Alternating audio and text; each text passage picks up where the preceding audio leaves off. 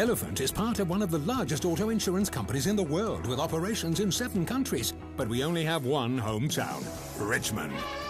Thank you, Richmond. We're proud to be one of your fastest growing employers. More care, less cost. That's the Elephant difference. Once this year, if you want to I know they've got Gibbs back. What does he do for them? What makes him special as far as the point guard position goes? He's really steady. He runs their team. He's always probing to attack really every possession. He's seeing whether he can get in the lane and attack. If he can't, he doesn't force it. He does a really nice job taking care of the basketball and finding his teammates. And then, between him and, the majority of the team, they really shoot the ball extremely well. What did you do so well against them that last game that really limited their three-point guys? It was just a big point of emphasis. I thought our guys got their hands up, on shooters on the majority of the possessions. Guys are going to shoot a higher percentage if it's an open look as opposed to if it's a contested look. So we need to make as many.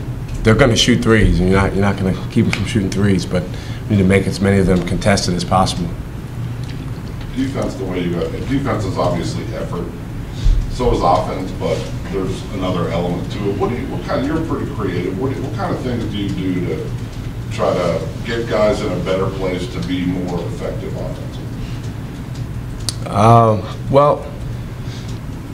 I think, in order for us to improve on offense, there's a couple things that need to occur. Number one,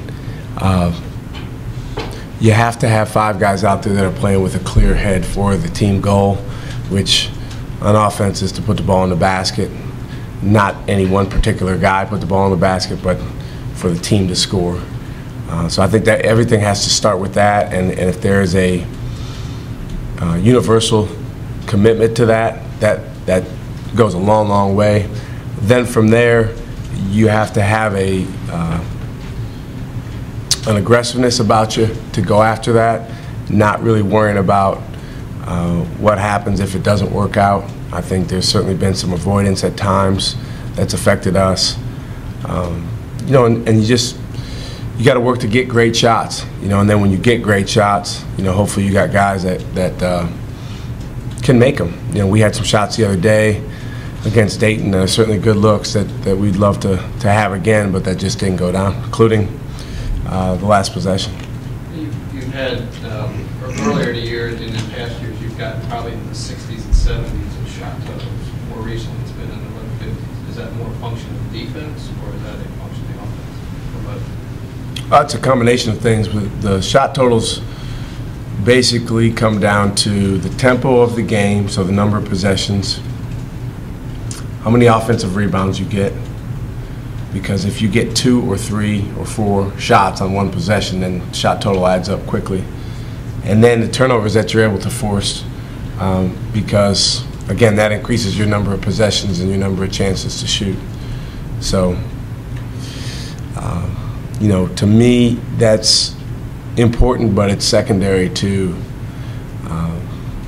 getting great shots when we do, of the 50 or 60 or 70, however many shots we do have, getting high quality shots. You've got a Thursday night game this week as opposed to a Tuesday or Wednesday night game. A little bit of extra time there. How do you plan to use that in practice? Well, I think the most important thing for us is just being in the right place as a team mentally, having a clear head for what we need to do as a team, not just on Thursday, but moving forward the rest of our season. And so that's what we'll use this time on. Obviously, we'll prepare for Davidson and, go over the things that make them so effective. But again, it's more about where we're at as a team, and today, tomorrow, Wednesday, these are days where we can move forward as a group, and moving forward certainly will help us in the Davidson game, but more importantly, we need to move towards playing our best basketball when it matters most, which is this month.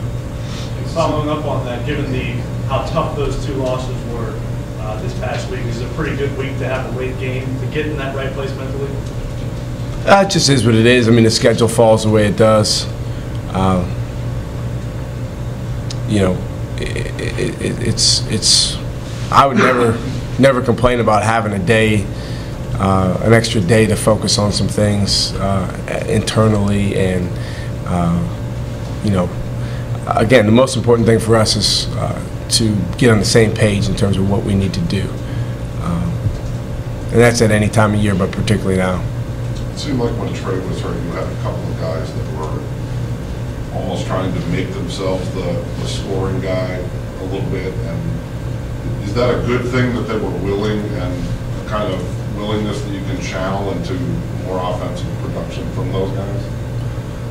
Well, I think Jaquan did a really nice job during that time of asserting himself, and overall, since Bree's been out, he's stepped up well on the offensive end. You know, Saturday was a rough game for him against Dayton, but overall he's done some really nice things. Yeah, when Trey was out, you know, when Trey and Bree were not playing, and it's just, that's a lot of shots that normally they would take that other guys step up and take. So,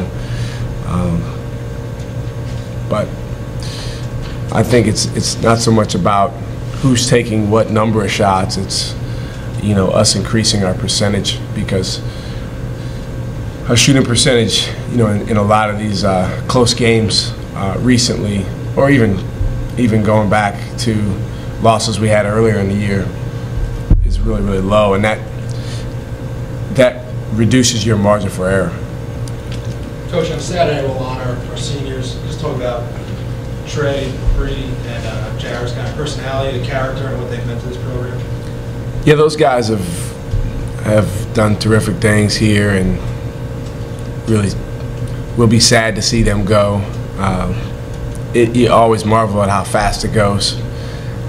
Seems like they just got here, but you know, really appreciative of all three of those guys. They're all very, very different, but they all share that they've been a part of a lot of winning here, and a lot of success, a lot of good times.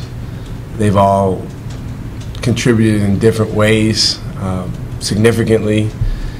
You know, obviously it's been tough having Bree on the sidelines, and we'd love for him to be able to play on Saturday, just to, you know, go out the way you want to go out on your senior night.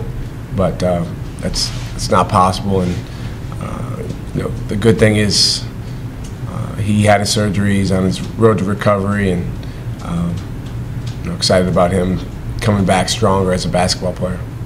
How did his surgery go, and is he recovering pretty well? And when can he get back out and be on the bench with you? It went well. You know, he has significant injury with not just tearing the ACL, but meniscus and the MCL. So it went well. Our team doctors are terrific. Dr. Cheatham and Dr. Loughran did the surgery. In terms of when he can be back on the bench, I would say Saturday. You know, I don't think he's going to go with us to Davidson. It doesn't make sense with, you know, it's a significant pain that you're in after that surgery. My wife had it actually a couple of years ago, and I remember it's a couple weeks until, you know, that pain really subsides, and you're on some major painkillers. But even those come and go in terms of their effectiveness. So Bree's a tough guy. He's had a really good attitude since the surgery, and you know, now we're just trying to get him back to normalcy in terms of class and you know, doing what he needs to do as a student. How has he been on the sidelines and at practice? Is he like another coach for you guys? He's been good. He's been really good. You know, I think he's had a really good voice with our team. But unfortunately, it's just not the same as his voice could be on the court. You know, it's one thing, a voice coming from the sidelines. It's another thing. He was really evolving into a very, very good leader on the court, and a very, you know, he was the central voice on our team. And then when he went down, obviously that that went away in terms of on the court. But his approach has been terrific, and really proud of him, the maturity that he's faced this thing with, and we just got to keep working, on his rehab and get him back. Elephant is part of one of the largest auto insurance companies in the world with operations in 7 countries, but we only have one hometown, Richmond. Thank you, Richmond. We're proud to be one of your fastest growing employers. More care, less cost. That's the Elephant difference.